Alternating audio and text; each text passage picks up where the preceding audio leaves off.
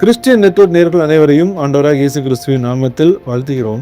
அடி வாங்கிய America, அலறுகிறது Israel, ஈரானை பார்த்து தெரித்து ஓடும் அமெரிக்கா, இஸ்ரேலை நோக்கி ஏவப்பட்ட 3000 பலிஸ்டிக் ஏவுகணைகள், இப்படிப்பட்ட செய்திகளை தான் நம்ம ஊடகங்களில் நம்ம பார்க்கிறோம்.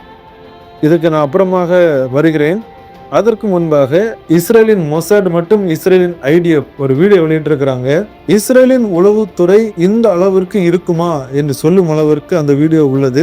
அதாவது தங்களின் எதிரி நாடான ஈரான், அந்த நாட்டின் உச்சபட்ச தலைவர் தன்னுடைய காம்பவுண்டுக்குள்ளாக ஈரான் தலைநகர் டெஹ்ரானில் பூமிக்கு அடியில் ஒரு ரகசியமான ஒரு பேஸ் அவர் வச்சிருக்கிறாரு. அதற்குள்ளாக இருந்துதான் அவர் பல மீட்டிங்ஸ் நடத்துவது பாதுகாப்பின் கருதி. அதனை மிக துல்லியமாக கண்டுபிடித்து அதனை ஒரு வீடியோவாக இஸ்ரேல் ரிலீஸ் பண்ணி வெளி உலகத்துக்கு அலி கமேனி அவர்கள் பங்கருக்குள்ளாக எப்படி இருந்தார் என்பதை காட்டியிருக்கிறாங்க. இந்த காணொலியை பார்த்த ஈரான் உட்பட உலக நாடுகளே தற்போது இஸ்ரேலின் உளவுப்படையை பார்த்து அதிர்ந்து போயிருக்காங்க. இந்த வீடியோவை நீங்க பார்த்தாலே தெரியும், மிக துல்லியமாக கண்காணிச்சிருக்காங்க. அதற்கான ஆதாரங்கள் தான் இது. இந்த அளவிற்கு கண்காணிப்பார்களா என்று உலகமே வியக்கக்கூடிய அளவில் இஸ்ரேலின் உளவுப்படை அமைந்துள்ளது. இஸ்ரேலின் உளவுப்படை அது சொல்வதற்கு மிகையல்ல, நாங்கள் தான் உலகத்தில் தலை சிறந்த உளவுப்படை என்பதை அவங்க மேலும் மேலும் பல காரியங்கள் மூலமாக நிரூபிச்சுட்டு வராங்க. அதில் சமீப காலத்தில் இதுவும் ஒன்று. இது மட்டும் இல்லாமல் இன்னொரு வீடியோவை ஐடிஎஃப் ரிலீஸ் பண்ணியிருக்கிறாங்க. 50 இஸ்ரேலியன் விமானங்கள் சென்று ஈரானின் தலைநகரில் உள்ள அந்த கம்பெனி தங்கி இருந்த அந்த காம்பவுண்டுக்குள்ளாக நுழைந்து அதில் எந்த அளவிற்கு அவங்க மிகப்பெரிய ஒரு தாக்குதலை நடத்தி அவரை அழித்தார்கள் என்பதை ஒரிஜினல் வீடியோவை ரிலீஸ் பண்ணியிருக்கிறாங்க. யூடியூப்ல இருக்கிற ஒரு சில தடைகளின் காரணமாக இந்த வீடியோவை நான் வெளியிடவில்லை. ஏனென்றால் வெளியிடலாம், ஆனால் ஒருவேளை ஃபியூச்சர்ல ஏதாவது ப்ராப்ளம் சேனலுக்கு வர வாய்ப்பு இருக்கதன் காரணமாக ஒரு சில ஸ்கிரீன்ஷாட் மட்டும் வைக்கிறேன். அந்த வீடியோ நீங்க ஒருவேளை பார்த்திருப்பீர்கள். ரொம்ப பயங்கரமாக இருக்கிறது. அந்த தாக்குதல்ல இருந்து யாராலையும் தப்ப முடியாது, அந்த அளவிற்கு இஸ்ரேல் இறங்கி அடிச்சிருக்கிறாங்க.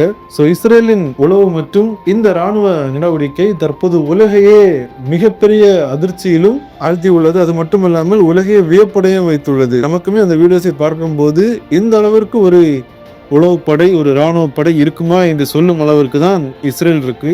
அது மட்டுமல்லாமல் 80க்கும் மேற்பட்ட இஸ்ரேலின் போர் விமானங்கள் தற்போது ஈரானின் தலைநகரான டெஹ்ரானுக்குள்ளாக நுழைந்து ஒரு மிகப்பெரிய தாக்குதலை நடத்தி இருப்பதான செய்திகள் தற்போது வந்து கொண்டிருக்கிறது. அதில் குறிப்பாக ஈரானின் IRGC இமாம் ஹுசைன் மிலிட்டரி யூனிவர்சிட்டி, அதாவது ஈரானின் IRGC ஆபீசர்ஸ் அவங்க எல்லாம் பயிற்சி எடுக்கிற அந்த இடம். அது மட்டுமல்லாமல் பாலிஸ்டிக் மிசைல் ஸ்டோரேஜ் ஃபெசிலிட்டிஸ், அதாவது ஈரானின் பாலிஸ்டிக் ஏவுகணை கிடங்கு, அந்த கிடங்குலையும் தாக்குதல் நடத்தி இருக்கிறாங்க. அண்டர் கிரவுண்ட் மிசைல் காம்பவுண்ட் இன்ஃப்ராஸ்ட்ரக்சர்லையும் தாக்குதல் நடத்தி இருக்கிறாங்க. அது மட்டுமல்லாமல் இஸ்ரேலை நோக்கி ஏவுவதற்காக அமைக்கப்பட்ட ஏவுகணை ஏவுதளங்கள், இவற்றை இலக்காக வைத்து தற்போது இஸ்ரேல் மிகப்பெரிய ஒரு தாக்குதல் நடத்தி இருக்கிறாங்க. சோ ஈரானை மட்டும்தான் இஸ்ரேல் தாக்குகிறதா அப்படின்னு பார்த்தா அங்க மட்டும் கிடையாது.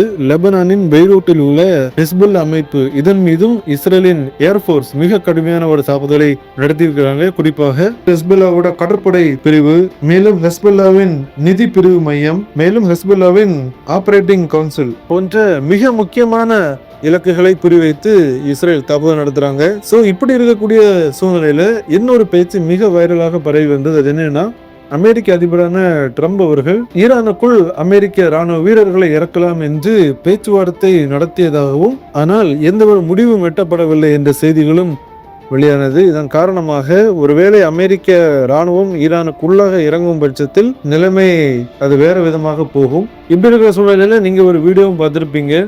ட்ரம்ப் அவர்களுக்காக கிறிஸ்துவ போதர்கள் இணைந்து ஜெபிக்க ஒரு வீடியோ. இந்த வீடியோ அநேகராலும் பகிரப்படுகிறது, அநேகர் இதை விமர்சிக்கிறாங்க, அநேகர் இதை கொண்டாடுறாங்க. அதாவது ஈரானில் உள்ள ஒரு மிகப்பெரிய தீவிரவாதியை ட்ரம்ப் அவர்கள் கொண்டு விட்டார், ஸோ கண்டிப்பாக அவருக்காக ஜெபிக்க வேண்டும் அப்படின்னு ஒரு சில தரப்பும், மற்ற ஒரு சில தரப்பு அவருக்கு எதிரான தரப்புகள் அதை விமர்சிக்கும் அந்த செய்திகளை நம்மளால பார்க்க முடிகிறது. ஸோ சொல்ல போனால் தற்போது ஈரான் ஒரு மிகப்பெரிய ஒரு பரிதாபமான சூழ்நிலைக்குள்ளாக சென்றுள்ளது. இப்படி இருக்கிற சூழ்நிலையில கத்தார் நாட்டின் வெளியுறவுத்துறை அமைச்சகம் அவங்க ஒரு செய்தி வெளியிட்டிருந்தாங்க.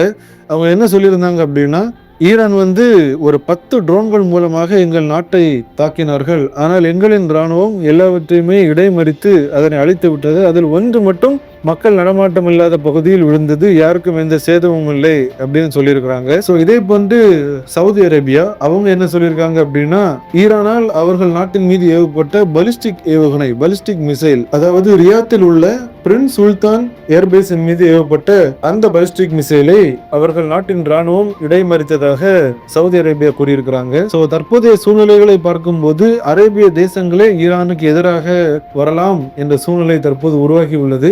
ஈரான் எப்படியாவது இந்த போரை முடிவுக்கு கொண்டு வாங்க என்று பல தலைவர்களிடம் பேச்சுவார்த்தை நடத்துவதான செய்திகளையும் நம்மளால பார்க்க முடிகிறது. அது மட்டுமல்லாமல் இதுல ஒரு மிக முக்கியமான செய்தி என்னவென்றால், இஸ்ரேல் ஈரானில் உள்ள பள்ளிக்கூடங்கள் மீது தாக்குதல் நடத்துறாங்க அப்படிப்பட்ட செய்திகளை பார்க்க முடிகிறது. ஆனால் உண்மை என்னவென்றால், ஈரான் பள்ளிக்கூடங்களை தன்னுடைய IRGC அந்த ராணுவத்தின் பேஸாக மாற்றிக் கொண்டிருக்கிறார்கள்.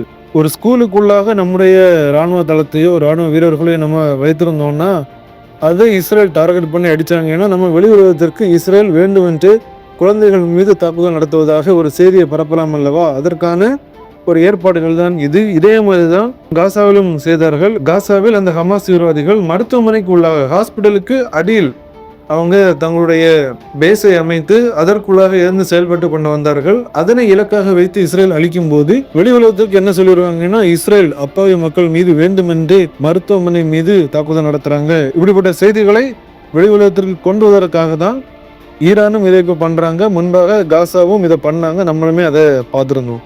ஸோ இந்த சூழ்நிலையில நம்ம இன்னொரு போர் நடக்கிறத பார்த்தோம் இல்லையா, பாகிஸ்தான் ஆப்கானிஸ்தான். ஸோ அதில் ஆப்கானிஸ்தான் என்ன சொல்லியிருக்காங்க அப்படின்னா, நாங்கள் நடத்தின தாக்குதலில் 100க்கும் மேற்பட்ட பாகிஸ்தான் வீரர்கள் உயிரிழந்து விட்டார்கள் என்ற செய்தியை ஆப்கானிஸ்தான் தெரிவித்துள்ளது. மேலும் அதில் பல பொதுமக்களும் காயமடைந்திருப்பதாகவும் பலியாகி உள்ளதாகவும் செய்திகள் வந்துள்ளது. சுட்டி பார்க்கும்போது ஒரு மிகப்பெரிய ஒரு யுத்த காலகட்டத்திற்குள்ளாக நம்ம வாழ்ந்து கொண்டு வருகிறோம்.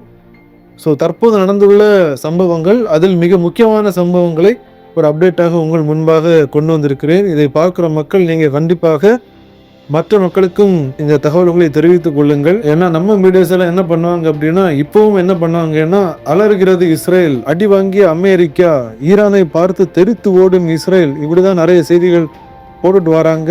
ஆனா நம்ம அப்படி பரபரப்பை உண்டு பண்ணல, நம்ம ஃபேக்டை எடுத்து வைக்கிறோம். இதுதான் நடந்துட்டு இருக்கு. ஈரான் ஒரு பரிதாபமான சூழ்நிலையில் இருக்கிறது. ஸோ இந்த செய்திகளை ஒரு கிறிஸ்டியன் வியூவில் நம்ம உங்க முன்பாக கொண்டு வருகிறோம். ஒரு ஜெப குறிப்பிற்காக தான் இந்த செய்திகளை கொண்டு வருகிறோம். இதனை பார்க்கிற மக்கள் கண்டிப்பாக நீங்க ஜெபிக்கணும். மற்ற மக்களுக்கும் பகிர்ந்து கொள்ளுங்கள். அவர்களும் இந்த தகவல்களை, குறிப்பாக உண்மை தகவல்களை பார்த்து ஜெபிப்பதற்கு அது ஏதுவாக இருக்கும். யுத்தங்களின் செய்திகளையும் கேள்விப்படுவீர்கள் என்று வேதாகமம் சொன்னது போல தற்போது அந்த காலகட்டத்தில் நம்ம வாழ்ந்து கொண்டிருக்கிறோம். ஜெபிப்போம், ஒரு சமாதானம் உண்டாகணும், அப்பாவி மக்களின் உயிர்கள் பாதுகாக்கப்படணும். அதற்காக கண்டிப்பாக நம்ம ஜெபிப்போம். மீண்டும் இன்னொரு அப்டேட்டில் உங்களை சந்திக்கிறேன். தேவன் தாமே உங்கள் அனைவரையும் ஆசீர்வதிப்பாராக. ஆமென்.